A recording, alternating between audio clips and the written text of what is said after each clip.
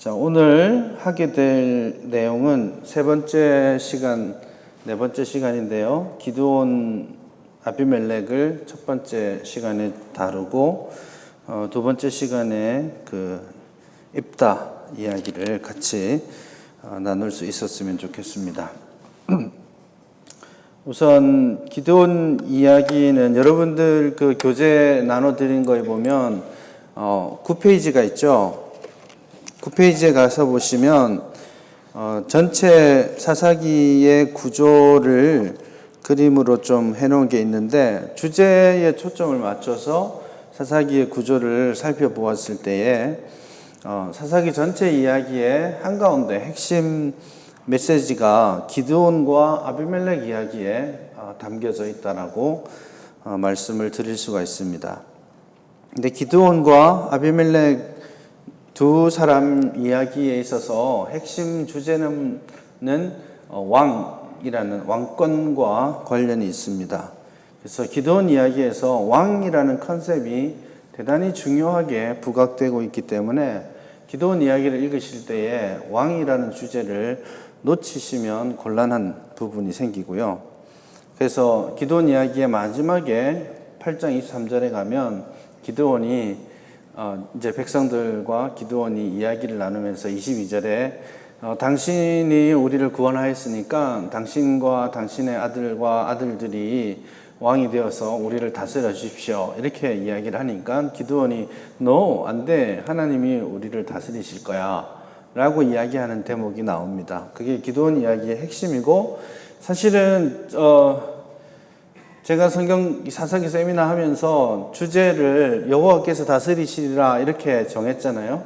이 주제가 사실은 8장 23절에 나오는 기드온의 고백에 있습니다. 그러나 이 고백이 우리가 생각하는 것만큼 되게 신앙적으로 잘된 고백이냐, 이것은 연구가 필요한 부분입니다. 그래서 기드온은 왕이 되어 주십시오 했을 때 아니야, 하나님이 왕이 되셔야 돼 라고 말했고, 어쨌든 그런데 그 아들은 아비멜렉이죠. 아비멜렉, 이 사람은 내가 왕이야 하고 자신이 왕이 되는 행동을 합니다. 그것이 대단히 불법적이었다라는 것을 이야기하는 부분이죠. 그래서 아비멜렉 이야기에서도 주제는 왕입니다. 실제로 여러분, 아비멜렉이라는 이름 자체가, 아비는 나의 아버지라는 뜻입니다. 그리고 멜렉이라는 뜻이, 이제 예를 들면 아비멜렉 이렇게 되어 있는데 점들이 이렇게 있습니다. 오늘 업그레이드 됐죠. 아비라는 말이 나의 아버지라는 뜻이고, 멜렉이라는 말은 왕입니다. 그래서 아비멜렉이라는 이름 자체는 나의 아버지가 왕이시다, 이런 말이죠. 그래서 생각하기에 따라서 기드온이 자기 아들의 이름을 아비멜렉이라고 지었을까? 이런 생각도 해볼 수 있고, 어쩌면 아비멜렉이 원래 자기 이름이 아닌데 자기 이름을 이렇게 취함으로써 자신의 왕권의 일종의 정당성이죠, 그것을 확보하려고 했던 그런 흔적들이 있는 건 아닌가, 이렇게 생각해 볼 수 있습니다. 그러나 어쨌든 중요한 것은 기드온 이야기 그리고 그 아들 아비멜렉 이야기, 이 두 이야기는 공히 누가 이스라엘의 왕인가 하는 주제와 긴밀하게 연결이 되어 있고, 이 이야기는 이 사사기 전체 이야기에 있어서 중심 주제를 형성하게 되는 것입니다. 그리고 이야기 자체도 8장, 9장, 7, 8, 9장이 사사기 전체의 가운데 위치하고 있습니다. 그렇기 때문에 사사기 이야기는 아주 중대한 변곡점을 이 기드온 이야기에서부터 맞이하게 됩니다. 그래서 기드온 이전의 사사들은 나름대로 괜찮은 이미지들이 많습니다. 온니엘 같은 경우는 부정적인 이야기를 전혀 하지 않았죠.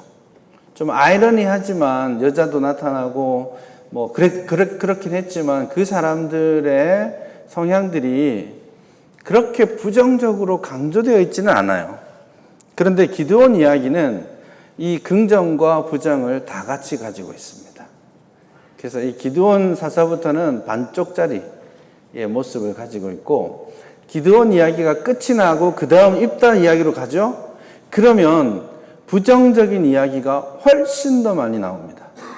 그래서 기드온 이야기를 딱 정점으로 해서 긍정적인 사사의 모습에서 기드온이 반반미처럼 반반하고 나서 그 다음부터는 부정적인 이야기로 넘어가게 되죠. 그렇게 해서 기드온 이야기에 있어서는 중요한 변곡점이 일어나고 있다라는 것을 우선 살펴볼 수 있겠습니다. 기드온 이야기 때 하나님 앞에 다시 범죄하고 있죠. 이스라엘이 다시 범죄하자 하나님께서 미디안을 들어서 심판을 하셨습니다. 그런데 특히 이제 6장을 보면 미디안이 압제하는 방식들은 굉장히 의도적으로 지속적으로 이스라엘을 먹고 살 수 없도록 하는 그런 작전을 쓰고 있습니다. 근데 이 미디안은 어떤 이미지들을 가지고 있냐면 숫자가 아주 많다 하는 이미지가 6장, 7장에 걸쳐서 계속 나옵니다.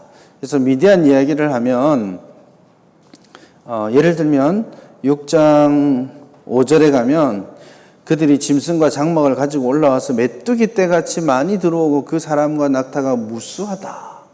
이런 이야기들을 하죠. 이런 이야기들은 실제로 많이 나오는 이야기입니다. 7장에서도 계속해서 나오는 이야기인데 이것은 미디안 이야기를 읽어갈 때 전략적으로 항상 기억해야 될 내용입니다. 미디안 하면 대단히 숫자가 많다. 헤아릴 수 없이 메뚜기 떼같이 해변의 모래같이 많다. 이런 이야기들을 계속 강조합니다. 실제로 많았죠. 미디안이 나중에 기드온과 전쟁을 할 때 미디안만 온 것은 아닙니다. 동방에 있는 사람들까지 다 끌고 와서 난리를 치고 막 했었는데 그 사람들의 숫자가 전체적으로 한 13만 5천 명 정도 됩니다. 그러니 사실 군대로 치더라도 아주 엄청나게 많은 무수한 무리들이 온 것이죠. 근데 이것을 기억하고 계십시오. 왜냐하면 이것과 정반대되는 이미지를 기드온에게 하나님께서 요구하고 계시기 때문이죠. 자, 철병거 900승이 있었죠. 야, 이건 군대 무기로 치면 이길 수 없는 것인데 하나님께서 그 무기의 우수함, 어떠함에 의해서 이 싸움이 결정나는 것이 아님을 보여주신 거죠.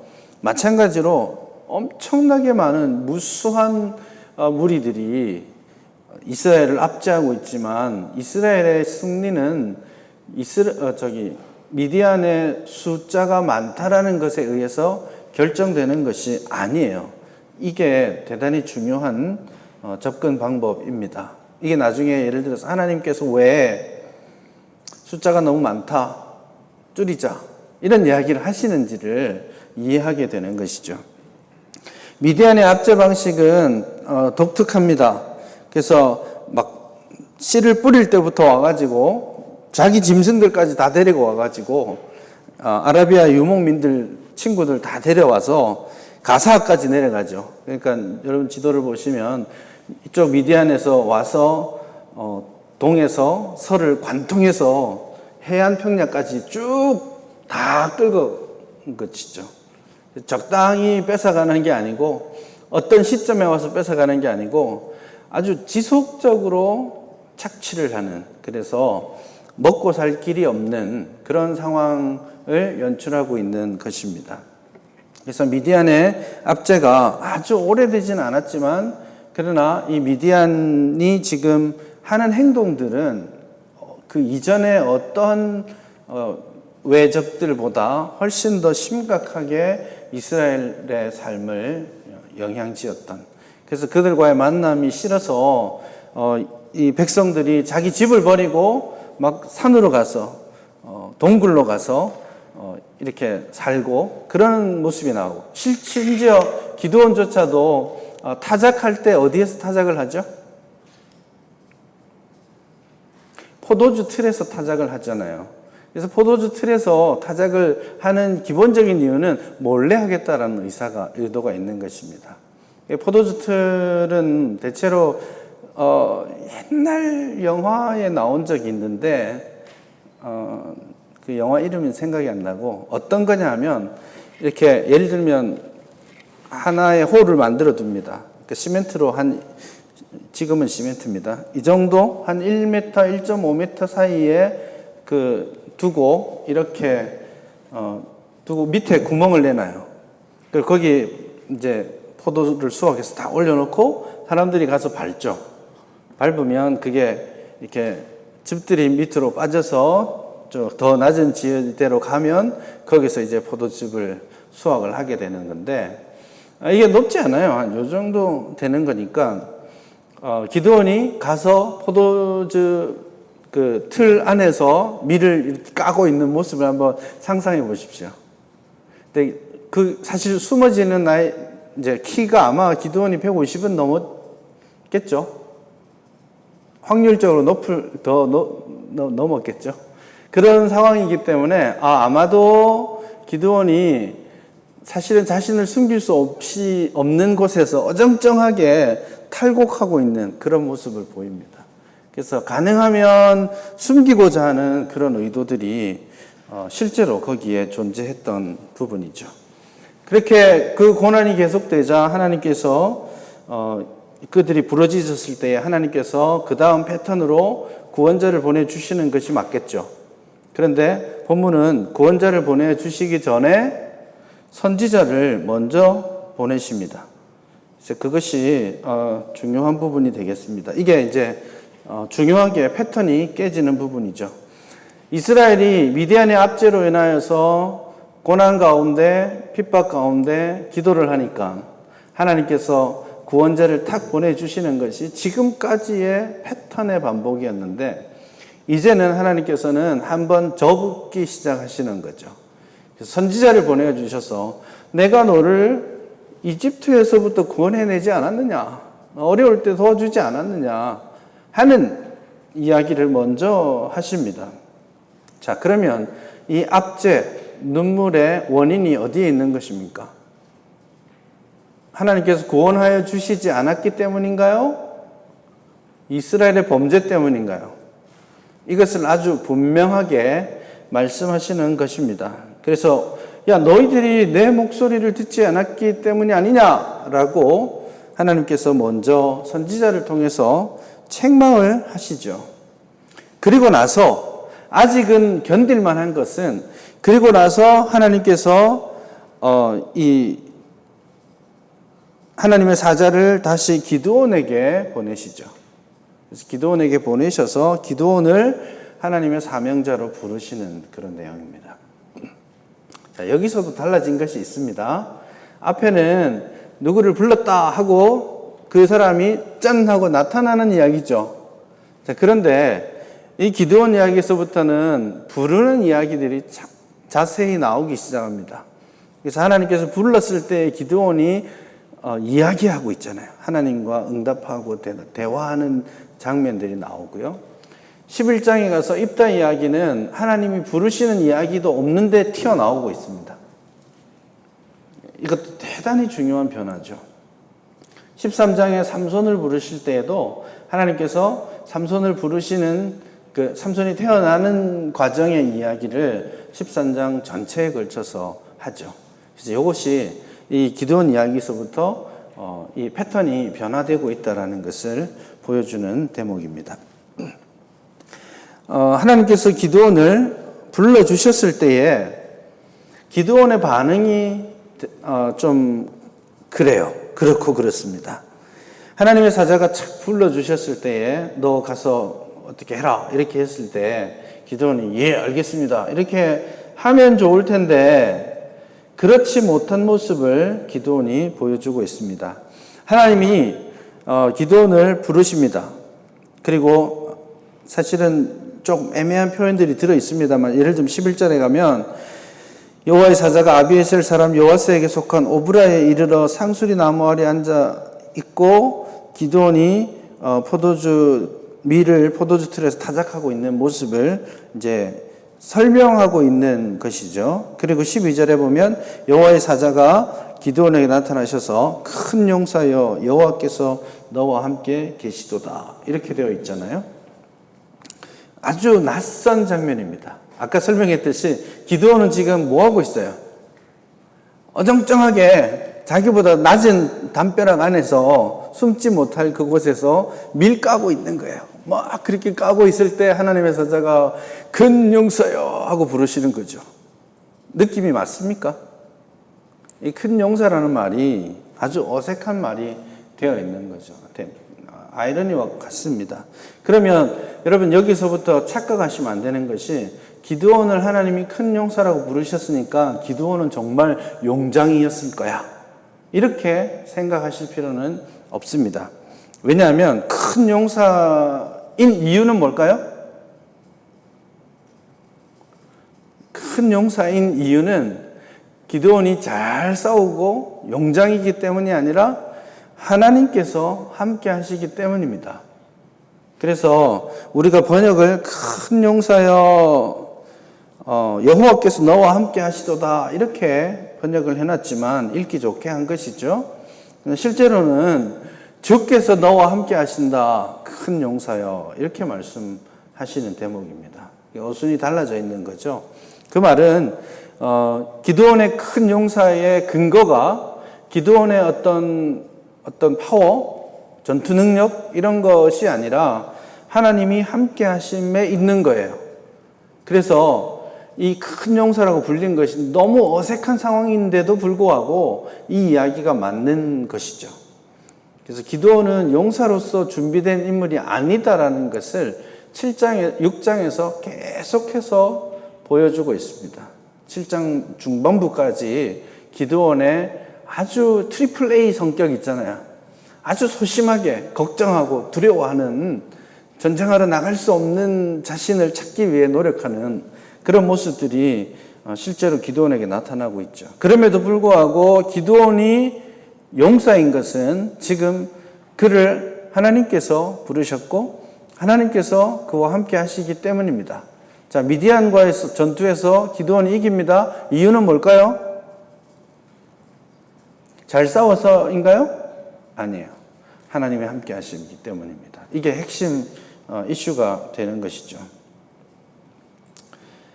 그리고 나서 말씀하시기를 큰 용사여 하나님이 너와 함께 하신다 이렇게 이야기하시고는 이제 사명을 주십니다. 미디안의 손에서 이스라엘을 구원하는 것이 너의 사명이다. 그래서 내가 너를 그렇게 보내었다. 이렇게 이야기를 하니까 하나님의 사자가 이렇게 또다시 말합니다. 16절에 가면 굉장히 중요한 표현인데요.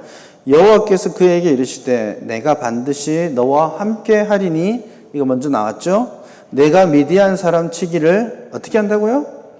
마치 한 사람 치듯이 할 것이다. 여기에서 중요한 대조가 나왔습니다. 6장 5절이나 7장 12절 같은 데 가서 보면 미디안을 묘사할 때 항상 무수히 많다, 해변의 모래같이 많다, 메뚜기 떼같이 많다라고 강조하고 있고 그에 비해서 하나님은 그게 13만 5천 명이든 얼마든지 상관없이 하나님이 너와 함께 하시기 때문에 너는 그를 한 사람 치듯이 하게 될 거야 라고 말씀을 하십니다. 이 컨셉이 대단히 중요한 것이죠. 그래서 지금 이 본문은 강조를 지속적으로 하고 있는 겁니다. 그래서 내가 반드시 너와 함께 하겠다. 이렇게 이야기를 하고 있는 거죠. 이쯤 되면 여러분 하나님의 사사로 부름받았으면 이쯤 되면 야 하나님이 나와 함께 하시는 거야. 난 이제 이길 거야. 이렇게 하는 것이 맞겠죠. 그런데 내 반응은 그렇지 않습니다. 우선 하나님께서 처음에 큰 용사여 너와 함께 하신다 하고 이제 이야기를 했을 때 기드온은 그러나로 반응을 했었습니다. 그래서 뭐 가진 게 있다고 내가 이스라엘을 구원해요? 난 가진 것도 없고 이건 되게 겸손한 말인 것 같지만 그렇지 않습니다. 여러분, 이 겸손이라는 게 못한다고 자꾸 말하는 게 겸손이 아니에요. 하나님이 해라 하면 순종하는 것이 겸손이죠. 맞죠? 근데 하나님이 너 이렇게 해 하는데 하나님 전 못해요. 이게 겸손이 아닙니다. 순종이 겸손인 거죠. 그래서 하나님의 사자가 기드온에게 이렇게 하라 이렇게 했을 때 기드온이 첫째로 한 것은 불평이었습니다. 아니, 하나님이 진짜 함께 하시면 우리가 왜 이런 고난을 당해야 돼요? 뭐 이렇게 이야기를 시작한 거죠. 두 번째는 난 가진 게 없어요 라고 말하는 것이 기드온의 반응이죠. 거기에 대해서 하나님께서 처음에 여호와께서 너와 함께 하신다라고 하셨고 불평을 듣고 나서 여호와의 사자가 다시 여호와께서 반드시 너와 함께 하신다 이렇게 말씀을 하신 거죠. 그럼 이게 하나님이 설득하고 있는 모습인 거죠. 그럼에도 불구하고 17절 이하에 가면 기드온이 또 정말 당신이 맞습니까? 라고 하면서 표징을 구합니다. 기드온의 6장 전체에 있어서 기드온은 항상 어떤 표적을 구하고 사인을 구하는, 하나님의 뜻을 알기 위해서 어떤 사인을 구하는 그런 모습들을 반복하고 있죠. 자, 그러면 기드온이 지금 와서 여호와의 사자가 말하고 있잖아요. 자, 우리는 여호와의 사자인 줄 알죠? 기드온은 알았을까요? 한 번도 생각 안 해본 거예요? 자, 여러분들이 내러티브를 읽어갈 때, 이야기체 문장을 읽어갈 때에 구분할 필요가 있는 게 뭐냐면, 지금 읽고 있는 이 본문의 이 센텐스를 누가 말하고 있는가? 화자가 누군가, 이걸 잘 보시는 게 필요해요. 자, 여호와의 사자가 어쩌고 저쩌고 이렇게 말하고 있잖아요. 자, 이 말은 누가 하고 있는 겁니까? 기드온한테 여호와의 사자가 말하고 있는 거예요? 아니죠. 요즘 말로 치면 나레이터가 말해주는 거예요. 그 나레이터의 목소리는 본문의 등장인물이 듣는 목소리예요? 아니에요. 누가 듣는 소리입니까? 독자가 듣는 소리죠. 그래서 나레이터가 하나님의 사자가 나타났다 이렇게 하면 우리는 일종의 전지적 관점에서 하나님의 사자라는 아이덴티티를 알지만 거기에 들어있는 사람들, 이야기하고 있는 사람들은 자, 내가 하나님의 사자야 라고 말해주지 않는 한은 정확하게 알 수 없는 겁니다. 그래서 여러분들이 내러티브를 읽으실 때는 이 이야기를 누가 하고 있는가, 특히 화자, 나레이터가 말하는 부분들을 너무 빨리 본문에 등장하는 캐릭터의 목소리로 이해를 하면 미스하는 수가 생깁니다. 그래서 그걸 미스하게 되니까 어떻게 되냐면 기드온이 17절에 보면 만일 내가 주께 은혜를 얻었사오면 나와 말씀하신 이가 주 되시는 표징을 내게 보이십시오. 이렇게 이야기를 하잖아요. 그런데 여러분 실제로 여기에서 주라고 표현 다 하고 있죠. 여기서 표현된 주는 도대체 기드온은 누구를 지칭한 것이죠? 왜 주라고 지칭했을까요? 사실은 주라고 표현되어 있지 않습니다. 번역에서 나레이터의 목소리를 너무 빨리 캐릭터의 목소리로 집어넣은 잘못이죠. 당장 영어만 해도 I have found favor in your eyes 이렇게 돼 있죠. Then show me a sign that it is you 이렇게 돼 있죠. 이게 당신이라고 계속해서 지칭하고 있습니다. 실제 히브리어도 당신 이렇게 말하고 있는데 지금 번역을 주라고 다 해놓은 것이죠. 그래서 이것은 좀 어떻게 보면 뭐랄까 번역을 하면서 기드온이 여호와의 사자를 만나고 있다라는 의식을 여기 집어넣은 것인데 사실은 기드온이 그렇게 똑똑하지 않습니다. 다시 말하면 그렇게 영적으로 깨어있지 않습니다. 표징을 보여주십시오 하고 나서 예물을 가지고 옵니다. 이 기드온이 좀 그래요. 좀 어리석은 느낌이 여기 들어 있습니다. 예물을 가지고 오는데 가지고 올 때까지 이제 떠나지 마십시오 하고는 기드온이 염소 새끼 하나를 준비하고 가루 한 에바로 무교병을 만들어서 고기를 소쿠리에 담고 국을 양푼에 담아서 상수리 나무 아래 그에게 가지고 옵니다. 자, 여러분 얼마만큼 걸렸을까요? 요리가 뚝딱 하고 나오는 건 아니겠죠. 소도 이 어린 염소도 잡아야 되고, 여러분 22리터 정도 됩니다. 한 에바가. 그러니까 이걸로 마을 잔치할 만큼 요리하고 있는 거죠. 그러니까 이것은 지금 기드온이 아주 극진하게 대접한다라는 느낌보다는 천지 모르고 있는 느낌이 더 강합니다. 긴 시간을 지금 들여서 여호와의 사자 앞에 그것을 가져오고, 여호와의 사자가 그것으로 불을 이렇게 무교병까지 살르고 떠나십니다. 21절에 보면 여호와의 사자는 떠나서 보이지 않았다라고 돼 있죠. 그 다음에 기드온이 뭐라고 말하죠? 그가 여호와의 사자인 줄을 알고 이르되 슬프도소이다. 주 여호와여, 내가 여호와의 사자를 대면하여 보았나이다. 이 말은 뭐냐면, 야, 이제 내 하나님 만났으니 죽을 거야 라는 이야기입니다. 자, 이 이야기는 긍정적인 맥락일까요? 부정적인 맥락일까요? 기드온의 캐릭터를 보여주는 측면에서 부정적인 겁니다. 이 이야기가 어디에 또 똑같이 나오냐면 13장 삼손 이야기에서 나옵니다. 삼손 부모가 하나님의 사자를 만나서 사명, 아들 태어날 것에 대한, 그리고 그 사명에 대해서 알려주시고, 이 사람들도 여호와의 사자가 진짜 하나님의 사자인 줄 잘 몰랐습니다. 그리고 나서 그것을 깨닫고 나서 마노아가, 야, 이제 우리 죽었어. 하나님 만났잖아.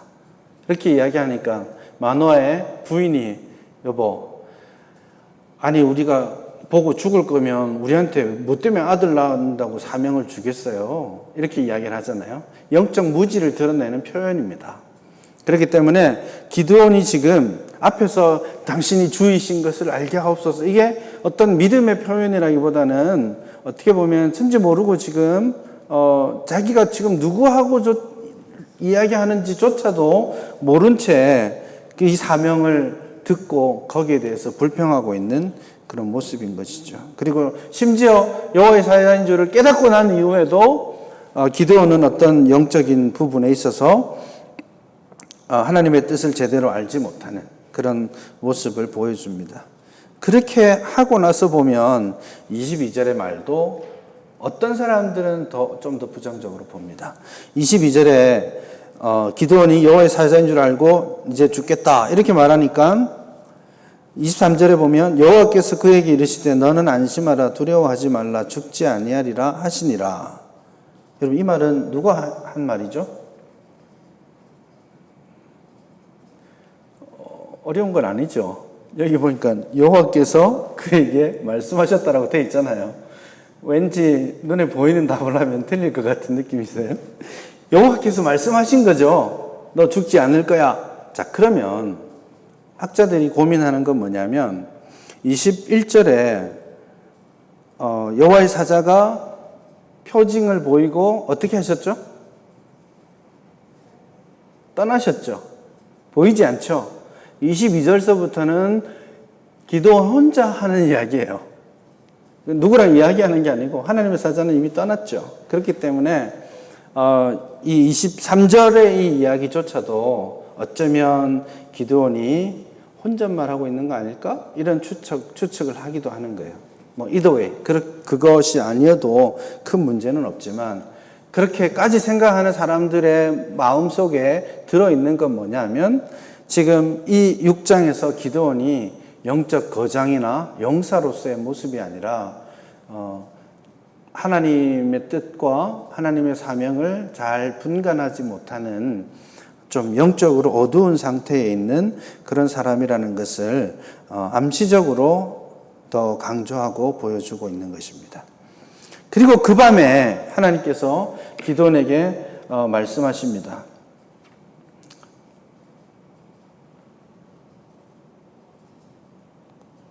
말씀하시기를 첫 번째 사명을 주시는 거죠. 기드온에게 이야기하기를 그 자기 아버지 집에 있는 그 바알과 아세라의 상을 찍으라고 이렇게 이야기되어 있습니다. 아세라는 대체로 목상으로 여겨집니다. 그래서 아세라 목상이라고 말을 많이 합니다. 그래서 어떻게 생겼는지 사실은 정확하게 알 수는 없는데, 아마도 뭐 우리로 치면 예를 들면 그 장승 같은 느낌 있잖아요. 뭐 천하대장군, 지하여장군 이런 장승이 있었던 것처럼 아마도 어떤 그 나무로 이렇게 상을 세워놓은 것이라고 그렇게 느끼고요. 바알과 아세라가 뭐 그 바닥에서는 부부로 통하기도 합니다. 그래서 그 제단을 없이 하라고 말하죠. 여러분, 그때 여기에서 살짝 애매한 것이 뭐냐면, 여러분, 이 바알과 아세라 신이 어디에 있습니까? 아버지 집에 있잖아요. 여기서 우리가 깜짝 놀라야 될 이야기입니다. 아버지에게 속한 오브라라는 시티가 아버지에게 속했다라는 말도 사사기에서는 부정적이고 낯선 이미지입니다. 한 도시가 어떤 한 사람이 지배를 하는 그런 구조가 되어 있는 거죠. 그리고 그 말은 그 도시를 기점으로 해서 대대손손 잘 먹고 잘 사는 사람들이 나오고 있는 거죠. 기드온은 그 중에 한 사람이었죠. 그래서 이것은 사사기적 맥락으로 치면 사사가 어떤 하나님께서 그를 특별히 탁 불러서 특정한 시점에서 사용하시는 그런 개념에서 떠나서 세상적으로 권력을 누리고 잘 먹고 잘 사는 그런 것을 일반화해가는 그런 모습이 나오기 시작한 겁니다. 그래서 도시를 언급하는 것, 심지어는 누구의 아들, 누구의 뭐 아내, 뭐 이런 표현이 있지만 누구의 손자 이런 것까지 이야기하는 사사가 있거든요. 근데 그거는 일종의 권력 세습의 이미지들이 사사시대 후반부로 가면서 강조되고 있다는 것을 우리가 알 수 있는 대목이 되는 것입니다. 그래서 하나님께서 밤에 나타나셔서 바알과 아세라 상을 찍어라 이렇게 이야기를 했는데, 기드온이 순종했나요? 순종했죠. 27절에 보면 기드온이 종 10사람을 데리고 여호와께서 그에게 말씀하신 대로 행하되 그의 아버지의 가문과 그 성읍 사람들을 두려워함으로 이 일을 감히 낮에 행하지 못하고 밤에 행했다. 그러니까 좀 부족해 보이지만 저녁이지만 했다. 뭐 이렇게 볼 수도 있지만, 여러분 그 밤에 하나님께서 명령했을 때, 자 그러면 그 밤에 순종했을까요? 그날 밤에 순종했을까요? 그렇지 않습니다. 본문은 27절 마지막에 보면 밤에 행하니라, 이게요 명령을 받은 그 밤에 즉각 순종한 것이 아니라 어느 날 밤에 라는 뜻입니다. 그래서 이것은 의도적으로 기드온이 하나님의 명령을 받았을 때 즉각적으로 순종하지 않고 미루다가 어느 날 밤에 할 수 없이 그 일을 했다라는 뜻입니다. 근데 대단히 충격적인 것은 한 사람이 바알을 섬기고 우상 숭배를 하고 떠날 수는 있죠. 그런데 지금 이 6장에서 우리가 느끼는 것은 동네 사람들이 다 같이 마음을 모아서 우상 숭배를 하고 있다는 겁니다. 이게 훨씬 더 위험한 일이죠. 여러분, 내가 남들 아무도 안 볼 때 혼자 어떤 옳지 않은 일을 할 수 있잖아요. 개인적으로 도덕적으로 옳지 않은 일을 할 수 있다고 했을 때 그 무게는 가족들이 작당을 해서 우리가 훔치자 해가지고 아버지가 담을 넘고 아들이 뭐 받쳐주고 엄마가 망을 보고 이렇게 하면 훨씬 더 심각한 죄악이 되는 겁니다. 그러니까 죄악의 개인적인 죄악과 공동체의 죄악은 본질적으로 다른 부분이죠. 지금 어떤 사람이 바알을 숭배했다라는 이야기에서 그치지 않고 심지어 사사로 부름받고 있는 기드온이 있는 집안 자체가 도시를 장악하고 있고 그 도시에서 이제 요아스가 그 도시의 대장격이죠. 그 대장이 기드온의 아버지죠. 그가 집에 바알을 위한 제단을 쌓아놓고 있고, 그래서 이것을 없앨 때 아버지를 두려워하고 또 누구를 두려워해요? 동네 사람들을 다 두려워합니다. 이거 하면 내가 죽을지도 몰라. 실제로 그 사건이 일어났을 때 어떻게 됩니까? 먼저는 죽이려고 하죠. 그런 모양새가 지금 이미 사사기 6장으로 오면서 사사시대의 타락상이 훨씬 더 깊어져 가고 있다는 것을 우리가 짐작할 수 있게 되는 것이죠. 그렇게 하고 나서 사실 이제 요아스, 남이 그랬으면 때려잡았을 텐데 아들이 그랬잖아요. 그러니까 동네 사람들이 이 아들 죽이자 이렇게 할 때 이제 아들이니까 건드리지 마. 뭐 바알이 알아서 쟁론할 거고 너네들은 건드리면 죽어. 이렇게 해서 아들을 살려냈어요. 그리고 그가 얻은 이름이 여룻바알이라는 이름입니다. 이 이름은 여러분 잊을만 하면 한 번씩 나옵니다. 의도적으로 나옵니다. 기드온이라고 말하지 않고 나중에 여룻바알이라는 이야기를 하는 것은 한번 주목해 볼 필요가 있게 됩니다. 나중에 그렇게 될 것이고요. 그렇게 해서 사명을 행하고 그가 살고 나서 하나님께서 이 미디안이 쳐들어오는 모습, 쳐들어올 때 하나님께서 기드온을 주장하시죠. 여호와의 영이 기드온에게 임하시고 사람들이 모입니다. 많이 모였습니다. 한 22,000명 모였어요. 32,000명 모였어요. 맞습니까? 네, 그렇게 모였는데 13만 5천 명이 왔으니까 그것도 여러분 어때요? 전쟁하면 이기기 어렵겠죠. 3만 명과 13만 명이면 전쟁에서 이기기 어려운 구조이죠. 그래서 그런지 기드온이 사람들을 모아놓고 하나님의 영이 임했죠. 하나님과 함께 하시는 거죠. 사람이 모였습니다. 나가면 이길까요? 질까요? 사사기적 맥락에서 이길 거 아니에요. 그런데 기드온이 전쟁하러 나가지 못합니다. 그리고는 하나님께 요청을 하죠. 진짜 하나님 함께 하실 거 맞습니까? 네, 하나님 함께 한다고 갔는데 함께 안 하시면 나만 죽는 거 아니에요?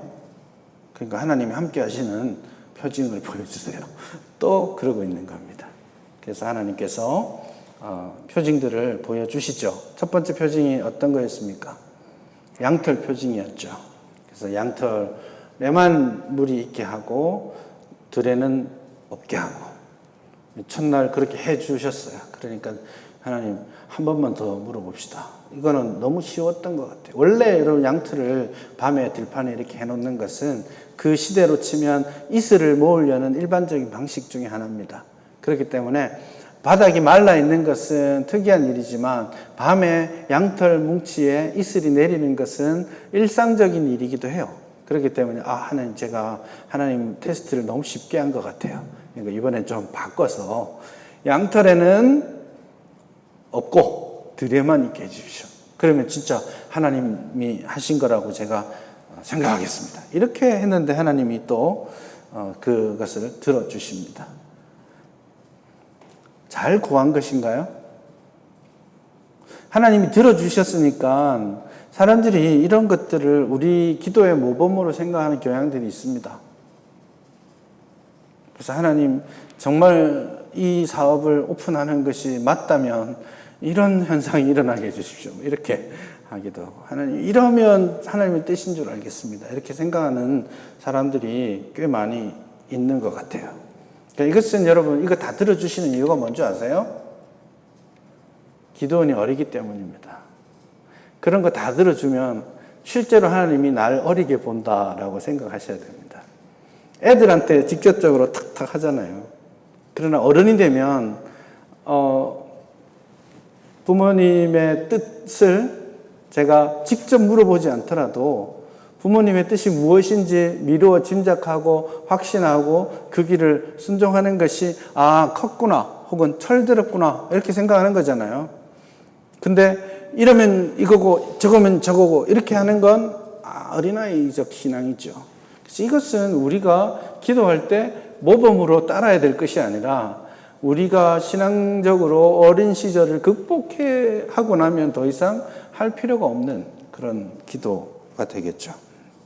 그럼 어쨌든 하나님께서 이렇게까지 응답해 주시는 것 자체가 제가 보기에는 기도원이 영적으로 여전히 대단히 미숙한 상태라는 것을 보여주고 있는 것이죠.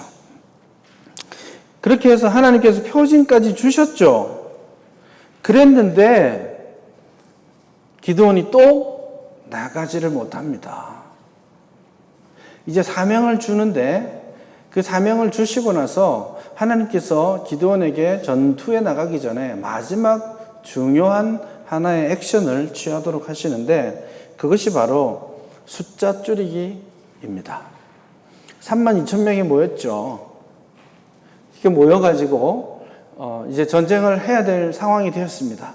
전쟁하기 전에 두려워함으로써 표징을 좀 보여주세요 했는데 하나님이 어쨌든 양털 표징으로 하나님이 말씀해 주셨잖아요. 그럼 이제 가면 되는데 하나님이 그때는 멈추어 세우시고 잠깐 너무 많어 이렇게 말씀하십니다. 자, 32,000이 많지는 않죠. 상대적으로 많지 않은데 하나님께서 너무 많다 숫자를 좀 줄이자라고 하시는데 여기에 기드온 이야기의 핵심 주제가 나오고 있습니다. 7장 2절 3절을 보시면 이렇게 말하죠. 너를 따르는 백성이 너무 많은즉 내가 그들의 손에 미디안 사람을 넘겨주지 아니하리니 이는 이스라엘이 나를 거슬러 스스로 자랑하기를 내 손이 나를 구원하였다 할까 함이니라. 여러분 이거 나중에 사실 입다 이야기에서도 중요한 주제가 되는 건데요. 자, 32,000이 13만 명하고 싸웠다. 정말 힘겨운 싸움이지만 죽을 각오로 싸웠더니 이겼다라고 말할 수 있는 숫자 있죠. 그래서 행여라도 내가 열심히 싸워서 내 힘으로 이겼다라고 말하지 못하도록 숫자를 좀 줄이자 이렇게 말씀하시는 거예요. 그래서 전적으로 이 기드온 이야기는 6장서부터 지속적으로 이 숫자 놀이를 계속하고 있습니다.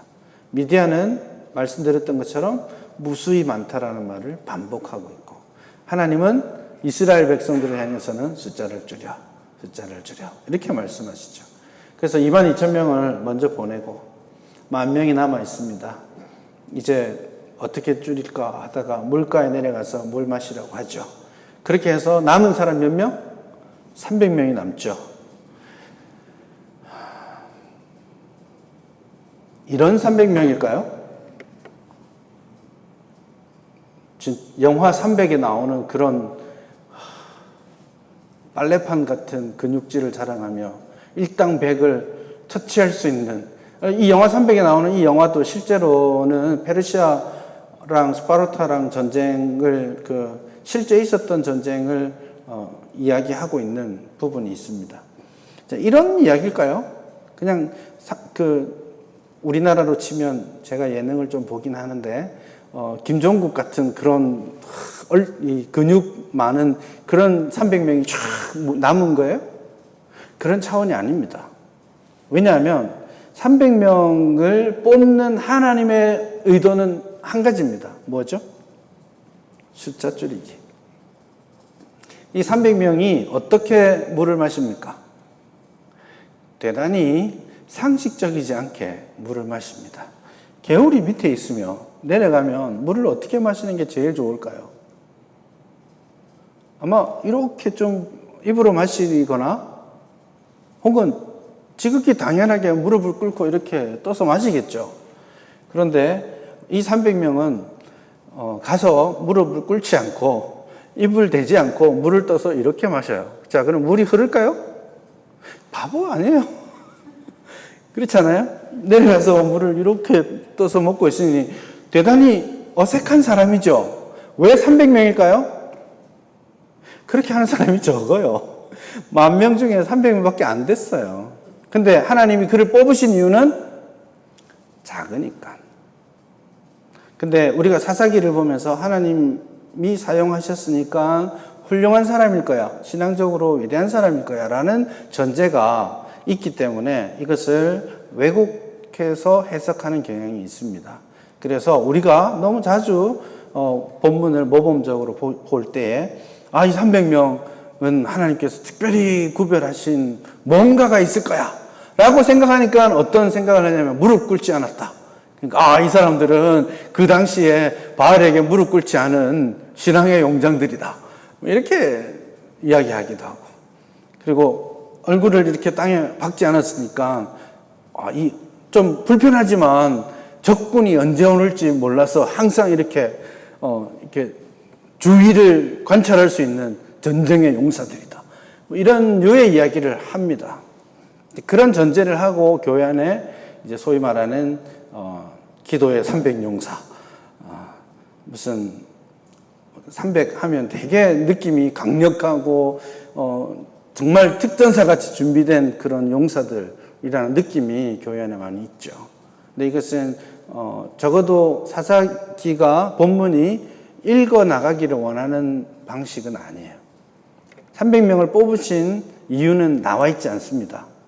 그러나 300명을 뽑으신 하나님의 의도는 숫자를 줄이는 겁니다. 300명밖에 없고, 그리고 9,700명 뺄 수 있으면, 한 방에 뺄 수 있으면 최선의 선택 아닌가요? 300명의 용사라고 쳐봅시다. 이 사람들이 전쟁을 잘했나요? 이 사람들에게 하나님이 주신 전쟁 무기가 무엇입니까? 나팔, 항아리, 횃불, 이런 겁니다. 그러니까 가가지고 뿡 나팔 불고 항아리 쨍랑 깨뜨리고 횃불 돌리고 있는 거예요. 300명이. 자, 이게 전쟁이 되겠습니까? 쉽게 말하면 이쯤 돼야 정말 하나님이 하셨다라고 고백할 수밖에 없을 거라는 것을 하나님이 정확하게 인지하셨던 것이죠. 그래서 이 300명의 용사 아닌 용사를 뽑으셨죠. 그래서 어떤 사람들은 이것을 조금 번역을 할 때, 이제 성경에서 그렇게 번역할 수는 없고, 이렇게 자기 책이나 티칭할 때, 300 기드온과 300 어중이 떠중이 이렇게 번역을 하는 사람들도 꽤 있습니다. 그래서 300 용사가 아니라 좀 모자라 보이는 그런 사람들이라고 보는 것이 좀 더 본문에 부합되는 해석이라고 볼 수 있겠습니다. 자, 그렇게 300명 탁 뽑고 나니까 기드온이 어땠겠습니까? 갈만할까요? 또 두려워하기 시작하는 거죠. 이 3만 명일 때도 못 간다고 했는데 300명일 때 어떻게 가요? 기드온이. 그러니까 또 두려움을 보이니까 하나님께서 또다시 표징을 보여주십니다. 이번에는 어떤 표징을 보여주시냐면, 이제 미디안 군사 진영으로 밤 10시경에 가라고 합니다. 가서 이제 엿들어 보니까 미디안 이렇게 보초 서는 사람 둘이서 이야기를 합니다. 야, 내가 꿍꿍 이야기 해줄까? 이러면서 막 보리떡 덩어리가 막 내려와가지고 막 이렇게 하는데, 야, 그건 아마도 기드온의 칼인 것 같아. 하나님이 기드온한테 우리를 넘겨주신 것 같아. 뭐 이런 이야기를 보초들이 하고 있습니다. 그거를 기드온이 엿들어요. 그리고는 기드온이 갑자기 필 받았어. 갑자기 확신을 합니다.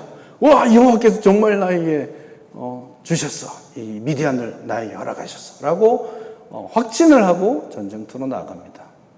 이것도 웃기는 이야기죠. 그렇지 않아요?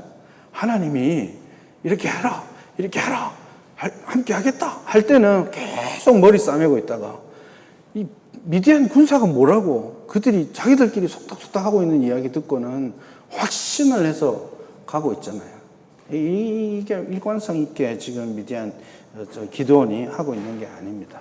그러나 여기서 우리가 한 가지 중요한 단어를 놓치면 안 되는데, 그게 뭐냐면, 사실 7장 2절까지 하나님께서는 기드온을 부르셔서 기드온이 아니라 당신이 하시겠다라는 말씀을 계속 하신 거예요. 그렇죠?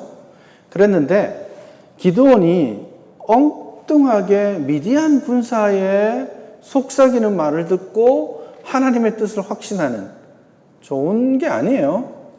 하나님이 말씀하셨으면 듣고 치워야지 뭘 또 딴 데 가서 어디 목사님이 이야기하느냐 안 하느냐, 뭐 지나가다가 어느 집사님이 내가 생각지도 못했던 말을 툭 던졌는데 그게 아침에 내가 고민하던 그거였어요. 그런 경우 있죠. 그때 갑자기 막 하나님의 나한테 확신 주셨다고 생각하잖아요. 사실 생각해보면 좀 웃기는 이야기입니다. 어쨌든 그렇게 미디안 군사의 목소리를 듣고 그 확신을 가진 이 기드온이 정작 거기서 들었던 말이 뭐냐면 기드온의 칼이라는 단어입니다. 하나님께서 전쟁하실 거죠. 하나님이 이기게 하실 거죠. 그래서 300용사 아닌 그 용사들에게 칼이 주무기가 아니었습니다. 그렇죠? 그랬는데 이 기드온의 꿈소리를 들은 이 사람들은 이렇게 말하죠. 이는 다른 것이 아니라 이스라엘 사람 요아스의 아들 기드온의 칼이라.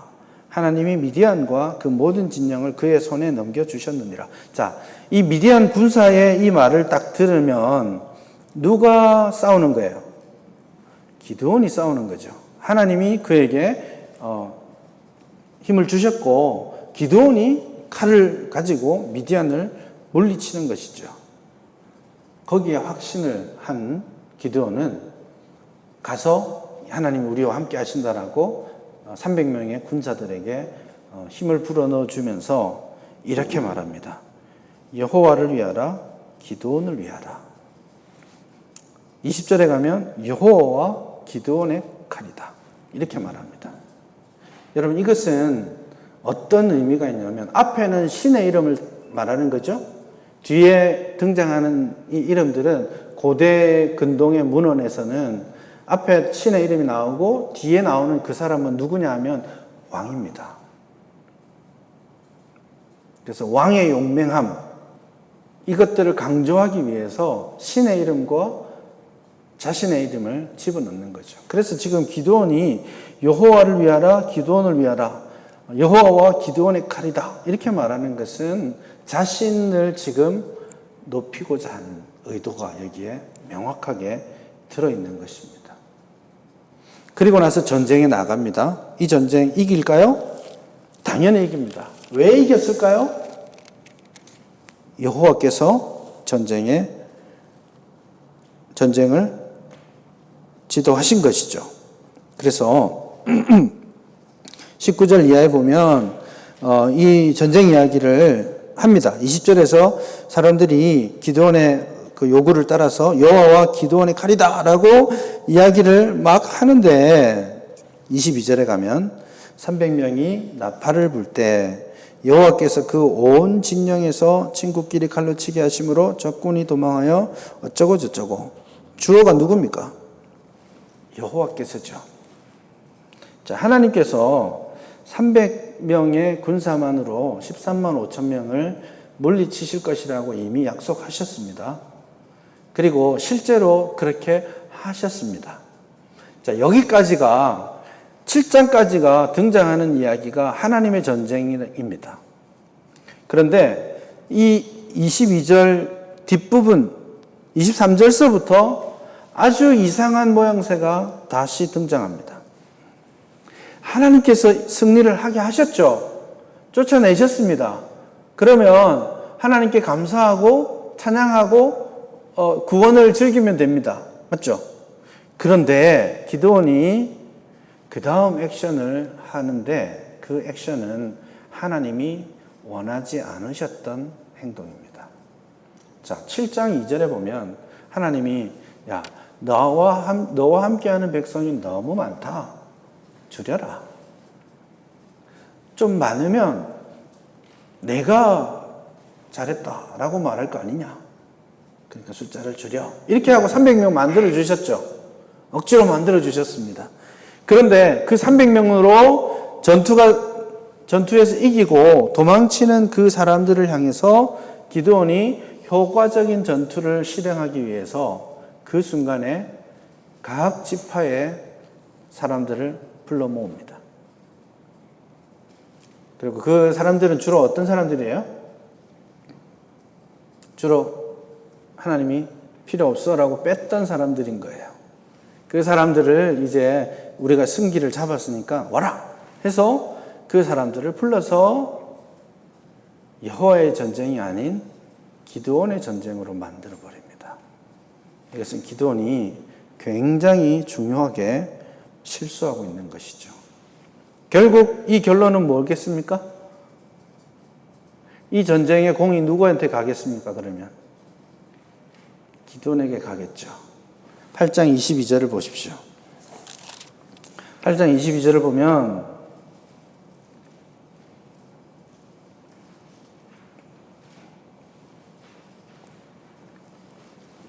8장 22절을 보시면 이렇게 말합니다. 그때 이스라엘 사람들이 기드온에게 이르되 당신이 우리를 미디안의 손에서 구원하셨으니 와우 이런 이야기가 나올 수 있어요? 절대로 있을 수 없는 이야기입니다.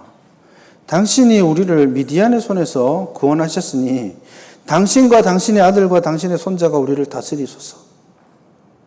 그러니까 기드온이 뭐라고 말하죠? 내가 아니야 하나님이야 라고 말해줬으면 좋았을 걸. 그러지 않습니다. 난 아니고 하나님이 다스릴 거야. 그렇게 이야기합니다. 이 이야기가 예뻐 보이지 않는 이유인 것이죠. 이 이야기마저도.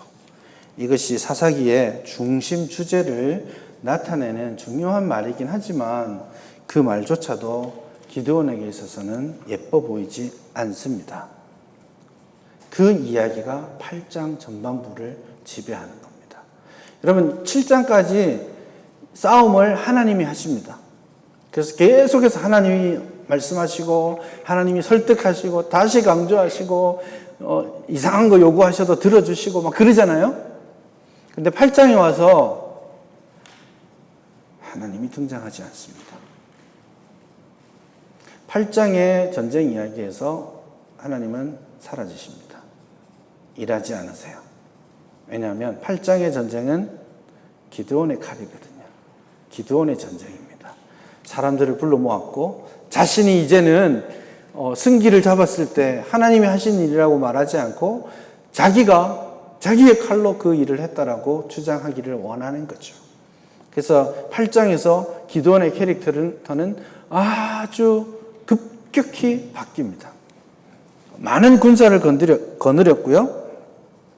그리고 실제로 어떤 약간 이제 8장 1절부터 3절까지 갈등이 있긴 있었지만 이 4절 이하에 가서 보면 기드온이 아주 먼 거리를 추격전을 벌입니다.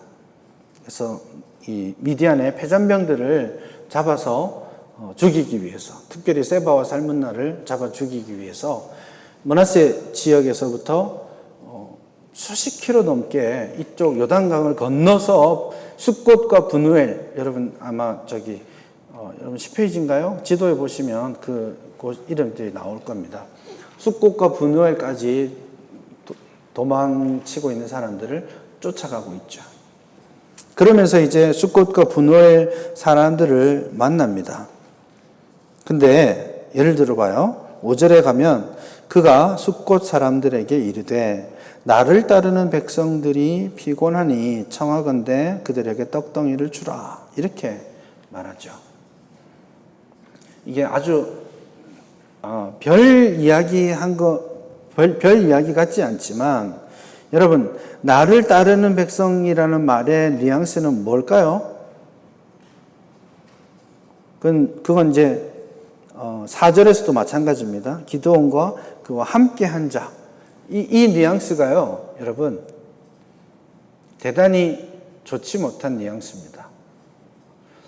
자, 기드온이 나를 따르는 백성이면 그들을 어떻게 생각하겠습니까? 그냥 나와 함께하고 있는 친구들? 전후? 그것이 7장의 이미지라면 8장에서는 자기가 왕이 되어 있습니다. 자기 마음으로. 그래서 나를 따르는 백성은 히브리 말로 치면은, 이게 영어로 치면 who were with me, 나와 함께하고 있는 백성이라는 뜻이 될 수 있는데, 히브리 말은 내 발 밑에 있는 놈들, 이런 뜻이에요. 실제로 나의 발 아래에 있는 자들이라는 뜻으로 기드온이 이 300명의 군사를 지칭하기 시작합니다. 그래서 이것은 사사로서의 역할이 아니라 고대 근동에서 하나님이 지향하고 있는 가나안 지역의 왕들의 이미지를 지금 기드온이 취하기 시작하는 것이죠. 그래서 실제로 숫곳과 분우엘 사람들이 돕기를 거절했을 때 돌아와서 이들을 아주 징치를 하는 그런 모습들이 기드온에게 있는 것이죠. 그리고 나서 대단히 충격적인 이야기를 8장 후반부에 가서 듣게 됩니다. 결국 세바와 살문나를 잡았죠. 세바와 살문나를 잡고 나서 그들에게 하는 말들이 이런 것입니다. 야, 너네들이 다볼산에서 죽인 사람들 봤지? 이렇게 물어봅니다. 그러니까 세바와 살문나가 와, 그 사람들 너처럼 진짜 다 왕자 같았어. 이렇게 이야기하죠. 지금 둘이서 어떻게, 세바와 살문나가 기드온을 뭘로 대접하고 있는 거예요? 왕으로 대접하고 있는 거죠. 지금 기드온의 마음속에 자기 자신의 셀프 에스팀이 완전히 끝까지 올라가 있습니다. 천장을 뚫고 들어가고 있습니다. 그렇게 이야기하니까 기드온이 아주 재미있는 이야기를 합니다. 야, 그 사람들 말이야, 너네가 죽인 그 사람들 내 형제들이야. 전에 나오지 않았던 질문입니다.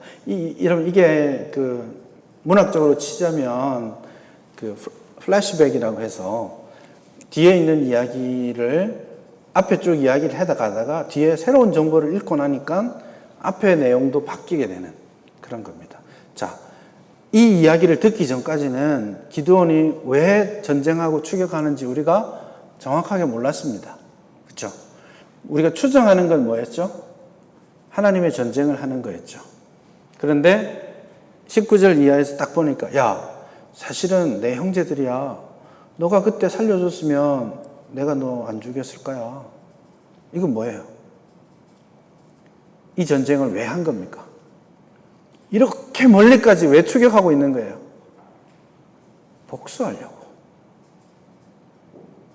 지금 7장은 하나님이 미디안으로부터 구원을 베푸는 구원 이야기고 하나님의 역사입니다.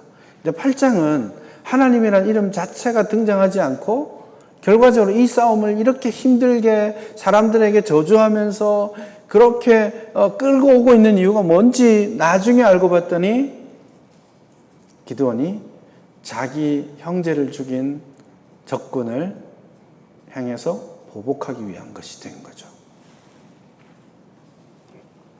그래서 8장의 전쟁이 아주 엄밀하게 기드온 자신만을 위한 전쟁이었음이 드러나게 된 것이죠. 그리고 실제로 세바와 살문나를 죽입니다. 그리고 그들이 타고 있던 낙타목에 있던 초승달이나 이런 거 막 취하죠. 왜 취할까요? 왜 취할까요? 왕이니까. 자기가 왕이니까. 여러분 원래 그렇지 않아요? 전쟁 딱 했는데 왕을 탁 처단하고 나면 왕의 물건을 누가 취해요? 병사가 취할 수 있나요? 그렇지 않아요. 왕이 가지는 거죠. 다윗도 마찬가지입니다. 전쟁을 하고 그쪽 왕을 물리치고 나서 그 왕관을 자기가 쓰잖아요. 그걸 누가 써요? 왕이 쓰는 거죠. 그래서 왕의 물건을 자기가 취했다라는 표현 자체도 자기가 왕인 것처럼 행동하고 있는 것이죠. 그리고 나서 22절, 23절이 나온 거예요. 그리고 나서 한 말이 당신이 우리를 구원하지 않았습니까? 우리를 다스려 주세요. 이러니까 기드온이 너 하나님이 다스릴 거야 라고 이야기한 거죠. 그래서 이 기드온이 하나님이 다스릴 거야 라는 말이 곱지 않은 이유입니다. 왜? 지금까지 왕인 척 하고 있거든요. 그 이후에도 왕인 척 하고 있습니다. 그런데 이것은 일종의 전략적 멘트입니다. 8장 1절에서 3절에서 이미 나와 있죠. 에브라임이 야, 너 죽을래? 나한테 미리 말 안 해주고 너 혼자 이런 영광을 막 이러니까 에브라임이 원래 그 북방에서는 소위 장자급 지파였으니까 그랬을 때 기드온이 당신의 끝물포도가 내 만물포도보다 낫잖아요 하고 한번 낮춰주지요. 그렇게 해서 넘기는데 그런 전략적 선택들을 하는 거라고 저는 보고 싶습니다. 그는 8장에 와서 지속적으로 왕인 것처럼 행동하고 있고 그리고 나서 야 하나님이 다스릴 거야 라고 말하면서 24절부터는 자기 곧 에브라의 자기의 성을 강화하고 거기에 하나님의 존재를 드러내고자 하는 에봇을 만들고 그곳에서부터 음란하게 섬기기 시작합니다. 아내가 몇이었죠? 정확하지 않지만 아내들이 많이 있었습니다. 아들들이 몇이었죠? 70명. 그러니 한두 아내가 낳았을 거라고 추정할 이유가 없겠죠. 기네스북에 올릴 게 아니라면 아마 많은 아내들을 거느리고 70명이나 되는 아이들을 낳았습니다. 무슨 뜻인가요? 왕노릇하고 있는 거예요. 이게 소위 고대 근동에서 말하는 그 하렘이라고 하죠. 그 첩들을 위한 궁전을 지어놓고 여러 아내들을 거느리면서 자기가 아버지의 성읍이자 자기의 성읍인 오브라를 마치 수도 궁전처럼 해놓고 자기는 왕처럼 떵떵거리면서 무려 70명이나 되는 아들을 낳고 딸들도 낳았겠죠. 이게 하나님이 다스릴 거야 라고 말하고 자기 성읍에서 누가 왕이에요? 하나님이에요? 자기죠. 그것도 모자라서 세겜 가서는 첩을 또 드립니다. 그리고 낳은 아들이 누구죠? 아비멜렉. 여러분 세겜에서 얻은 첩은 질문. 이스라엘 사람일까요? 가나안 사람일까요? 그걸 정확하게 말하지 않지만요. 제가 진지하게 고민해 봤는데 가나안 사람일 겁니다. 그렇게 본다면 기드온은 사사로서 사사기에서 처음으로 이방 여인을 취한 사람이 됩니다. 그전에도 아마 누군가는 취했겠지만 사사로서. 그것은 사사기 3장 1절부터 5절에서 강조하고 있는 하나님이 아주 깊이 경고하고 있는 두 가지 중에 하나입니다. 우상 숭배하면 죽어. 또 하나는 이방 결혼하지 마. 그렇게 이야기했는데 세겜 사람을 취합니다. 사실은 세겜이 므낫세 쪽 지파에 속하죠. 므낫세 지파에 속하는데 에브라임인가? 므낫세인 것 같아요. 므낫세 지파에 속하는데 굳이 세겜이라고 언급하는 이유, 그리고 9장에 가서 세겜 이야기를 하면서 좀 색다른 이야기를 합니다. 가알이라는 존재가 나타나서 아비멜렉을 섬길 바에는 차라리 세겜의 후손 하모를 섬기지 이렇게 이야기합니다. 창세기 34장을 지금 염두에 두고 하는 말이거든요. 그런 표현들은 제가 느끼기에는 이 기드온이 세겜에 가서 이방 여자를 취하였다라는 것을 추정하게 만드는 내용이죠. 결국 그가 왕으로서 하나님이 왕이라고 그냥 정치적인 멘션은 날려놓고 하는 짓들은 다 그냥 왕처럼 행동하고, 심지어 하나님이 싫다고 하셨던 이방 여자도 취하고, 사실 그것이 그 70 아들을 다 죽게 만드는 이유가 되고 말았죠. 그리고 나서 거기에서 에봇을 음란하게 섬깁니다. 에봇은 하나님을 섬기기 위한 도구 중에 하나죠. 에봇 자체가 문제가 있는 건 아닐 거예요. 그러나 왜 오브라에 있어야 하는가라는 질문도 할 수 있고, 그리고 그것으로 하나님을 섬기는 도구로 쓴 게 아니라 우상 숭배를 하는 도구가 된 것이죠. 음란하게 섬겼습니다. 그래서 하나님을 어떻게 섬기고 있는 거예요? 가나안 웨이대로 섬기고 있는 겁니다. 하나님을 예배하되 마치 가나안의 바알 신을 섬기듯이 하나님을 예배하고 그 앞에서 음란한 짓거리들을 하는 그런 상황까지 가게 된 것이죠. 그래서 앞에 처음에 여룻바알 시작했잖아요. 여룻바알은 어떻게 하고 시작했습니까? 하나님이 사명을 주시면서 제일 먼저 하게 하시고 제일 먼저 얻었던 이름이잖아요. 바알과 함께 싸우고 그런 존재로 부름받았잖아요. 그런데 이 8장 말미에 그가 바알브릿을 언급하는 거죠. 본문이. 여룻바알에서 바알브릿으로 넘어가 버린 거예요. 그래서 하나님, 바알을 회파하고 하나님만 섬겨야 되는 사람으로 살도록 그 사명을 감당하도록 부름을 받았는데 결국 그 일들이 다 끝나고 나서 하나님을 바알과 혼동하기 시작하는 거예요. 그래서 바알처럼 하나님을 대접하고 바알을 섬기면서 바알브릿이라고 언약의 바알, 언약의 주 바알 이렇게 표현을 하면서 하나님과 바알을 혼동하는 그런 모습을 보이게 되는 것이죠. 그런 것들이 우리가 기도원 이야기의 흐름에서 보게 되는 것들입니다. 그래서 여러분 기도원은 반반이라 그랬잖아요. 7장까지의 이야기, 하나님의 역사가 있는 이야기와 8장에 나오는 기도원의 칼만 존재하는 그러니까 왕이신 하나님과 왕된 기도원 이 둘 사이에 급격한 변화들을 기도원 이야기에서 우리가 알게 되는 것이죠. 그 시간이 좀 없긴 한데요. 그 결과물이 뭐냐? 아비멜렉이죠. 아비멜렉이 세겜 아주 한 5, 6분 안에 끝내겠습니다.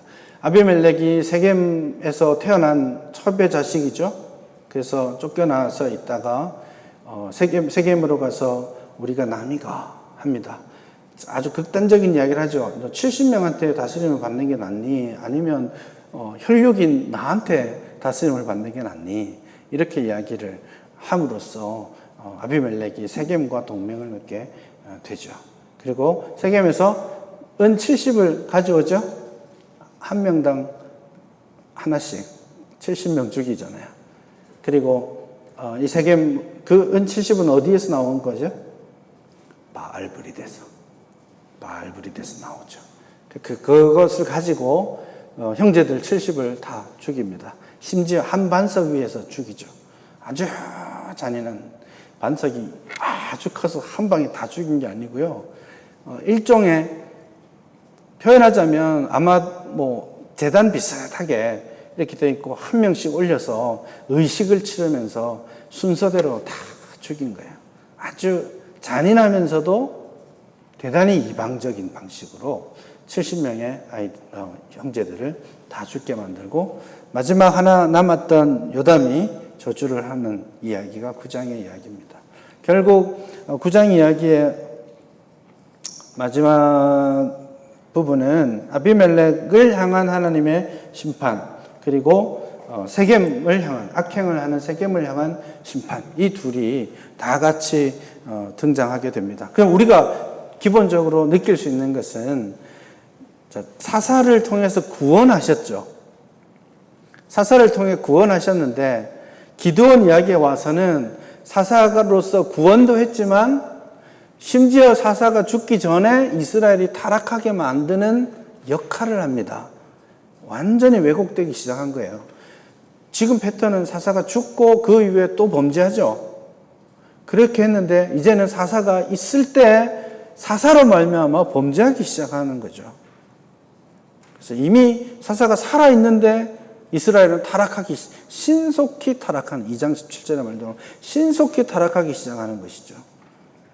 그랬던 그가 이제는 아비멜렉이 등장해서 사사 자신이 심판이 되는 거예요. 이스라엘의 심판이 되고 사사 자신이 백성들에게 고통을 주는 존재가 되고 있다는 것을 우리가 이 9장 아비멜렉 이야기를 통해서 좀 더 명확하게 알 수 있게 되는 것입니다. 여기까지 하고 좀 쉬도록 하겠습니다.